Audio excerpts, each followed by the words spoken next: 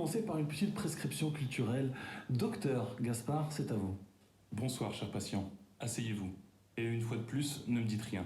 Je sais ce qui vous fait du mal dans votre petit corps ce soir.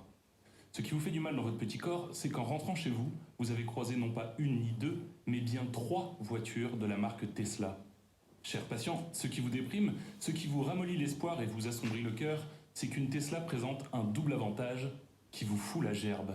Elle permet à son propriétaire d'étaler fièrement sa richesse, tout en faisant croire que l'écologie, c'est son dada. Regardez, chérie, tous ces cons de pauvres qui polluent notre planète en Fiat Punto. Cher patient, calmez-vous. Calmez-vous même si vous savez très bien que la production d'une Tesla est 2 fois plus polluante que celle d'une Fiat Punto. Car le lithium, le cobalt, l'aluminium et les autres métaux qui nécessitent sa construction sont arrachés à la terre dans des zones du monde où le droit des populations locales et la protection de l'environnement ne font pas le poids face à l'appât du gain.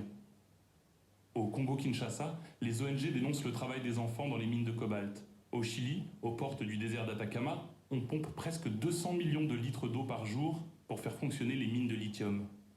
Oui, mais moi au moins, ma Tesla n'a pas de pot d'échappement, docteur. Tout à fait, elles sont électriques. Alors, bien sûr, si vous produisez la dite énergie à la sueur de votre front en pédalant toute la nuit sur votre vélo d'appartement relié à une dynamo, aucun problème. Mais si l'électricité utilisée vient de mines de charbon, ou mieux encore, d'une centrale nucléaire, ce fleuron de l'industrie française qui ne rejette dans l'air que de la vapeur d'eau, mais qui produit des tonnes de déchets mortels. Utiliser une Tesla, ou une centrale nucléaire, ne serait-ce pas un tout petit peu comme manger des saucisses bio et véganes, mais les faire griller sur un feu alimenté par des sacs plastiques et arrosés de napalm? Cher patient, cette semaine encore, vous avez l'impression que les humains aiment bien cacher leur caca dans la chambre voisine. Car, en effet, rendre l'air de nos villes occidentales plus respirable en pourrissant celui de lointains pays, n'est-ce pas un tout petit peu se foutre de la gueule de ce monde que l'on prétend sauver? Mais une fois de plus, cher patient, je ne suis pas là pour vous donner envie de lapider Elon Musk, je suis là pour l'ordonnance. Tout d'abord, une proposition d'écriture.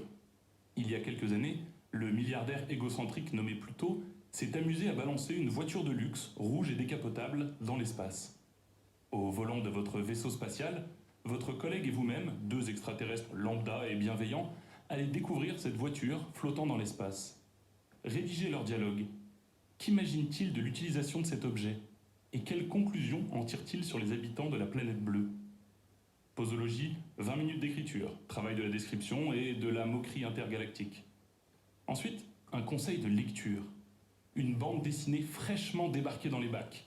Une bonne comédie romantique française de Yann Rambaud. Dans un ouvrage absurde, l'auteur, et son évident pet au casque, livre au lecteur une masterclass loufoque sur la réalisation d'une comédie romantique à la française.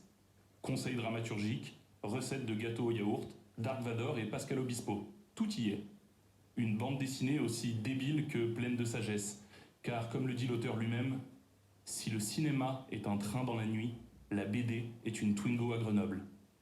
Posologie, à lire dans sa chambre pour éviter de passer pour un psychopathe qui explose de rire en solitaire.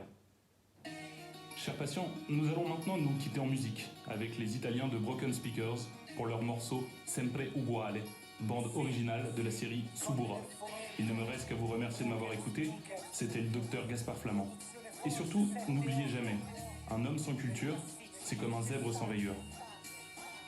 A volte come un re senza esercito, senza trono né corona né scettro ed una